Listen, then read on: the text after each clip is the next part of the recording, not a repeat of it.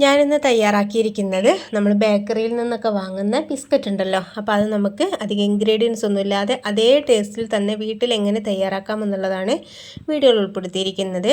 അപ്പോൾ എങ്ങനെയാണെന്നുള്ളത് കറക്റ്റായിട്ട് വീഡിയോ സ്കിപ്പ് ചെയ്യാതെ മൊത്തത്തിൽ കണ്ടു നോക്കണം കേട്ടോ. അപ്പോൾ നമുക്ക് ഒരിക്കലും തന്നെ ഫ്ലോപ്പ് ആവാതെ നല്ല ടേസ്റ്റി ആയിട്ട് ഇതുപോലെ പെർഫെക്റ്റ് ആയിട്ടുള്ളൊരു ബേക്കറിയിൽ നിന്ന് കിട്ടുന്ന ഈ ബിസ്ക്കറ്റ് നമുക്ക് തയ്യാറാക്കാനായിട്ട് കഴിയും. അപ്പോൾ ഇതെങ്ങനെയാണെന്നുള്ളത് നമുക്ക് പെട്ടെന്ന് തന്നെ വീഡിയോയിലേക്ക് കടന്നാലോ.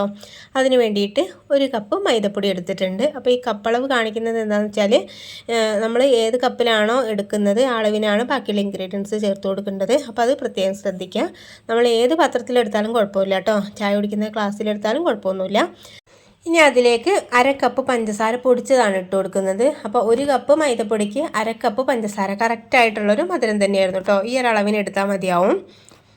പിന്നെ മധുരം ഒന്ന് ബാലൻസ് ചെയ്യാൻ വേണ്ടിയിട്ട് 1 നുള്ളു ഉപ്പ് കൂടി ചേർത്ത് കൊടുക്കുന്നുണ്ട്. പിന്നെ കുറച്ച് വാനില എസൻസ് ആണ് ഒഴിച്ച് കൊടുക്കുന്നത്. ഈ വാനില എസൻസ് ഇല്ലാന്നുണ്ടെങ്കിൽ ഏലക്കായ പൊടിച്ച് ചേർത്ത് കൊടുത്താലും മതി കേട്ടോ. നല്ല ഫൈനായിട്ട് പൊടിക്കുക. പഞ്ചസാരേൻ്റെ കൂടെ പൊടിച്ചെടുത്താൽ മതി. അപ്പോൾ നമുക്ക് ഫൈനായിട്ട് കിട്ടിക്കോളും. എന്നിട്ട് അത് ഒഴിച്ച് കൊടുത്താൽ മതി കേട്ടോ. അപ്പോൾ വാനില എസൻസ് ആകുമ്പോൾ ഒന്നുകൂടി ഫ്ലേവർ കൂടുതലുണ്ടാവും. അത്രയേ ഉള്ളൂ വ്യത്യാസം. പിന്നെ നമ്മൾ നെയ്യാണ് കേട്ടോ ഒന്ന് ഉരുക്കി വെച്ചിട്ടുണ്ടായിരുന്നു. അപ്പോൾ ആ ഒരു കപ്പിന് ഞാൻ എടുത്തിട്ടുണ്ട്. 1/4 കപ്പ് തന്നെ നെയ്യ് എടുത്തിട്ടുണ്ട്. ഇതിലേക്ക് മൊത്തത്തിലായിട്ട് ഒഴിച്ച് കൊടുക്കണ്ട. ഇതുപോലെ കുറച്ച് ഒഴിച്ച് കൊടുക്കുക. എന്നിട്ട് കൈ വെച്ചിട്ട് പതുക്കെ അങ്ങനെ മിക്സ് ചെയ്ത് കൊടുക്കുക കേട്ടോ. ആവശ്യത്തിനനുസരിച്ച് മാത്രം ചേർത്ത് കൊടുത്താൽ മതി, കൂടുതൽ ചേർത്ത് കൊടുക്കണ്ട. അപ്പോൾ നമ്മൾ നെയ്യ് ഇതുപോലെ മെൽറ്റാക്കിയിട്ട് ഒഴിച്ച് കൊടുത്താൽ മതി കേട്ടോ. അപ്പോൾ നമുക്ക് നല്ല രീതിയിലൊന്ന് മിക്സ് ആക്കി എടുക്കാനായിട്ട് കഴിയുകയും ചെയ്യും.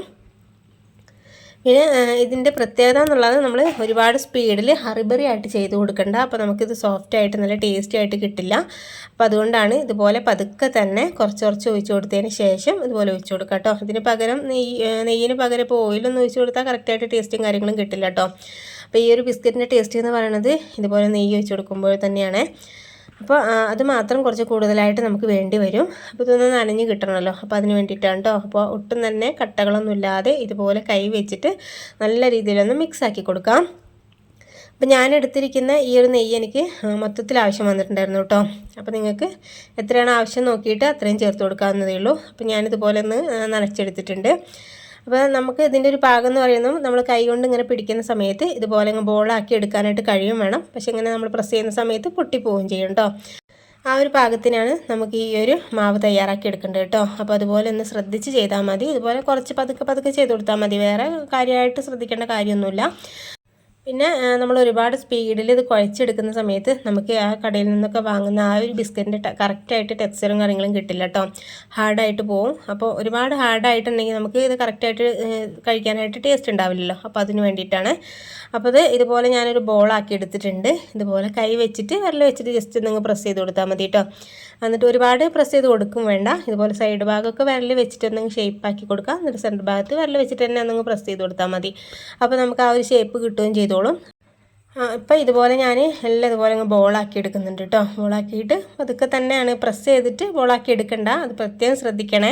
അത് കൈ സോഫ്റ്റായിട്ട് തന്നെ നമുക്ക് പതുക്കെ ഒന്നിങ്ങ് പ്രസ് ചെയ്ത് കൊടുത്താൽ മതി. എന്നിട്ട് നമുക്ക് ഇതുപോലെ ഈ വീഡിയോയിൽ കാണുന്ന പോലെ തന്നെ ജസ്റ്റ് ഒന്നിങ്ങ് പ്രസ് ചെയ്ത് കൊടുക്കാം. സൈഡ് ഭാഗം വിരൽ വെച്ചിട്ടൊന്ന് ഷേപ്പാക്കി കൊടുത്താൽ മതി.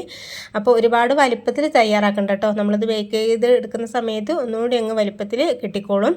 അപ്പോൾ സൈസ് ചെറുതാക്കിയിട്ട് തന്നെ എടുത്താൽ മതി. അപ്പോൾ കറക്റ്റായിട്ട് നമുക്ക് കടയിൽ നിന്നൊക്കെ വാങ്ങുന്നത് പോലെ തന്നെ ആ ഒരു ഷേപ്പിന് വലിപ്പത്തിലൊക്കെ കിട്ടിക്കോളും. അപ്പോൾ ഇതുപോലെ ഞാൻ എല്ലാം ഒന്നും ഷേപ്പാക്കി എടുക്കുന്നുണ്ട്. ഇനി ഞാനൊരു സ്റ്റീലിൻ്റെ പ്ലേറ്റ് എടുത്തിട്ടുണ്ട്. അതിന് മുകളിലായിട്ട് ഒരു ബട്ടർ ഷീറ്റ് വെച്ച് കൊടുക്കുന്നുണ്ട് കേട്ടോ. എന്നിട്ട് നമുക്കിതൊന്ന് ബേക്ക് ചെയ്തെടുക്കാൻ വേണ്ടിയിട്ടാണ്. അപ്പോൾ ബേക്ക് ചെയ്തെടുക്കുക എന്ന് പറയുമ്പോൾ നമ്മൾ ഓവനിലൊന്നുമല്ല ചെയ്തെടുക്കുന്നത്. നമുക്ക് എല്ലാവരും വീട്ടിലുണ്ടാവുന്ന ഇൻഗ്രീഡിയൻസ് വെച്ചിട്ടാണ് എന്നുള്ളത് ഞാൻ ആദ്യം തന്നെ വീഡിയോയിൽ പറഞ്ഞിട്ടുണ്ടായിരുന്നല്ലോ. അപ്പോൾ അതുപോലെ തന്നെ എല്ലാവർക്കും തന്നെ സാധാരണക്കാർക്ക് പോലും ഇത് തയ്യാറാക്കാവുന്നതേ ഉള്ളൂ. അപ്പോൾ ഇതൊന്ന് ഞാൻ ഗ്യാസിൽ ആണ് ചെയ്തെടുക്കുന്നത് കേട്ടോ. അപ്പോൾ അതിന് വേണ്ടിയിട്ടാണ് ഈ ഒരു പാത്രത്തിൽ ഞാൻ ബട്ടർ ഷീറ്റ് വെച്ച് കൊടുത്തിട്ടുള്ളത്. എന്നിട്ട് ഇതിലേക്ക് ഇങ്ങനെ വെച്ച് കൊടുക്കുന്ന സമയത്ത് ഒന്ന് ഡിസ്റ്റൻസ് കീപ്പ് ചെയ്തിട്ട് വെക്കണം കേട്ടോ. കുറച്ച് അകലത്തിൽ വെച്ച് കൊടുക്കുന്നതായിരിക്കും നല്ലത്. നമ്മൾ ബേക്ക് ചെയ്യുന്ന സമയത്ത് കറക്റ്റായിട്ട് ഇങ്ങനെ പൊങ്ങിയൊക്കെ വരുന്ന സമയത്ത് കറക്റ്റായിട്ട് സെറ്റായിട്ട് നമുക്ക് സ്ഥലമൊക്കെ കിട്ടിക്കോളും. അത് വേണ്ടിയിട്ടാണ്. അപ്പോൾ അടുപ്പിച്ച് വെക്കുന്ന സമയത്ത് നമുക്ക് കറക്റ്റായിട്ട് ബേക്ക് ചെയ്യുന്ന സമയത്ത് കിട്ടില്ല കേട്ടോ. അതുകൊണ്ടാണ്. അപ്പോൾ ഇതൊന്ന് വിട്ട് വെക്കാൻ തന്നെ പ്രത്യേകം ശ്രദ്ധിക്കണം.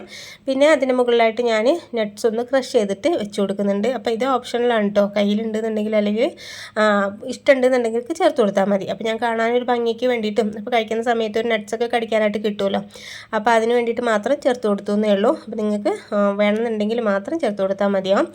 ഇതൊന്നുമില്ലാതെ തന്നെ നമുക്ക് ബേക്ക് ചെയ്തെടുക്കാം കേട്ടോ. നല്ല കറക്റ്റ് ടേസ്റ്റും കാര്യങ്ങളും കിട്ടിക്കോളും. അപ്പോൾ ഇനി അല്ലെങ്കിൽ നമുക്ക് കിസ്മിസ് ഉണക്കമുന്തിരി ഉണ്ടല്ലോ, അത് വെച്ചിട്ടാണെങ്കിലും ചെയ്തെടുക്കാം കേട്ടോ. സെൻറ്റർ ഭാഗത്ത് ഒരു മുന്തിരിങ്ങ വെച്ചെടുക്കുന്ന സമയത്ത് കാണാനൊരു ഭംഗി ഉണ്ടാവും. അപ്പോൾ കുട്ടികൾക്കാണെങ്കിലും കാണുന്ന ഭംഗിയുള്ളത് കൊണ്ട് അവർ കഴിക്കുകയും ചെയ്തോളും. അല്ലാതെ തന്നെ നല്ല ടേസ്റ്റ് ആയിട്ട് നമ്മൾ കടയിൽ നിന്നൊക്കെ വാങ്ങുന്ന അതേ ടേസ്റ്റ് കേട്ടോ.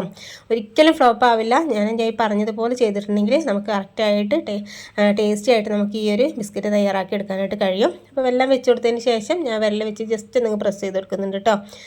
ബേക്ക് ചെയ്യുന്ന സമയത്ത് കറക്റ്റായിട്ട് അതിലൊന്ന് ഒട്ടിക്കിട്ടാൻ വേണ്ടിയിട്ടാണ്. ഒരുപാട് ഹാർഡായിട്ട് അമർത്തി കൊടുക്കണ്ട, പതുക്കെ ഒന്ന് അമർത്തി കൊടുത്താൽ മതി. പിന്നെ ആ സമയം കൊണ്ട് ഞാനൊരു 10 മിനിറ്റ് പ്രീ ഹീറ്റ് ചെയ്യാൻ വെച്ചിട്ടുണ്ടായിരുന്നു. ഇതുപോലെ ചൂട് കട്ടിയുള്ള എന്തെങ്കിലും ഒരു പാത്രം വെക്കണം കേട്ടോ. അതിലേക്കൊരു റിങ് ഇറക്കി വെച്ചിട്ട് ഞാനതിലേക്ക് ഒന്ന് ഇറക്കി വെച്ചിട്ടുണ്ട്. അപ്പോൾ ഇറക്കി വെക്കുന്ന സമയത്തൊന്ന് കൈയൊക്കെ പൊള്ളിക്കാതെ ശ്രദ്ധിച്ചിട്ട് ചെയ്യണം കേട്ടോ. ആദ്യമായിട്ടൊക്കെ ചെയ്യുന്നവരൊക്കെ കറക്റ്റായിട്ട് ശ്രദ്ധിച്ച് ചെയ്തോളൂ. ഇനി അതൊന്ന് അടച്ച് വെക്കുന്നുണ്ട്. എയറൊന്നും കിടക്കാത്ത രീതിയിൽ നമുക്ക് അടച്ച് വെക്കണം. എന്നിട്ടൊരു 15 മിനിറ്റ് എന്തായാലും ഇതൊന്ന് കുക്ക് ചെയ്തെടുക്കണം.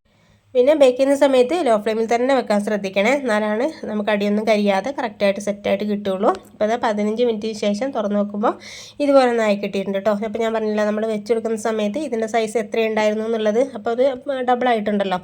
അപ്പോൾ ഇതിന് മുകൾ ഭാഗത്ത് ജസ്റ്റ് ഒന്ന് തൊട്ട് നോക്കുന്ന സമയത്ത് ചെറുതായിട്ടൊരു സോഫ്റ്റ്നെസ് ഉണ്ടാവും. പക്ഷേ കുഴപ്പമൊന്നുമില്ല. ആ സോഫ്റ്റ്നെസ്സോട് കൂടി തന്നെ നമ്മളിതൊന്ന് ഫ്ലെയിമൊക്കെ ഓഫ് ചെയ്തിട്ട് ഇതിൽ നിന്ന് മാറ്റിയെടുക്കണം കേട്ടോ. അപ്പോൾ ഒരുപാട് ഹാർഡായിട്ട് നമ്മൾ ഫ്ലെയിമൊക്കെ ഓഫ് ചെയ്യാൻ വെക്കുകയാണെങ്കിൽ പിന്നെ കഴിക്കുന്ന സമയത്ത് ഒരുപാട് ഹാർഡായി പോകും. നമ്മൾ ഉദ്ദേശിച്ച കറക്റ്റായിട്ടുള്ള ഒരു ടെക്സ്ചറും ഒന്നും കിട്ടില്ല. അപ്പോൾ അതുകൊണ്ടാണ് കേട്ടോ. ഇപ്പം ഞാനിതാ നല്ല രീതിയിൽ തണുത്തതിന് ശേഷം എടുത്തതാണ് കേട്ടോ. എടുത്തിട്ട് നമുക്ക് ഇതൊന്ന് പൊട്ടിച്ച് വെക്കുന്ന സമയത്ത് കണ്ടില്ലേ, നമുക്ക് കറക്റ്റായിട്ട് സെറ്റായിട്ട് ഉൾഭാഗം ഒന്നും കുക്ക് ചെയ്യാനായിട്ടൊന്നുമില്ല. നല്ല രീതിയിൽ കുക്കായി കിട്ടിയിട്ടുണ്ട്. അപ്പോൾ നല്ല നമ്മൾ കടയിൽ നിന്നൊക്കെ വാങ്ങുന്ന സമയത്ത് നമ്മൾ ഈ ബിസ്ക്കറ്റ് വയ്ക്കുന്ന സമയത്ത് കയ്യിലേക്ക് പൊടികളൊക്കെ വരില്ലേ, ആ ഒരു പാകത്തിന് തന്നെ കിട്ടിയിട്ടുണ്ട്. അപ്പോൾ ഇത്രയേ ഉള്ളൂ കേട്ടോ. അപ്പോൾ എല്ലാവർക്കും തന്നെ ട്രൈ ചെയ്ത് നോക്കാൻ പറ്റുന്ന നല്ല ടേസ്റ്റി ആയിട്ടുള്ള ഒരു ബിസ്ക്കറ്റ് തന്നെയാണിത്. അപ്പോൾ വീഡിയോ നിങ്ങൾക്ക് ഇഷ്ടപ്പെട്ടിട്ടുണ്ടെന്നുണ്ടെങ്കിൽ ലൈക്ക് ചെയ്യാനും പിന്നെ ഒന്ന് ഫാമിലി ഫ്രണ്ട്സിനൊക്കെ ഒന്ന് ഷെയർ ചെയ്യാനും മറക്കരുത്. സബ്സ്ക്രൈബ് ചെയ്യാത്ത കാണുന്നവരാണെങ്കിൽ ഒന്ന് സബ്സ്ക്രൈബ് ചെയ്ത് സപ്പോർട്ട് ചെയ്യുകയും ചെയ്യണേ.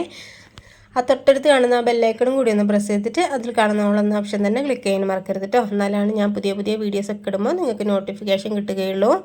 അപ്പോൾ നമുക്ക് പുതിയൊരു വീഡിയോയുമായിട്ട് വീണ്ടും കാണാം. Okay, thank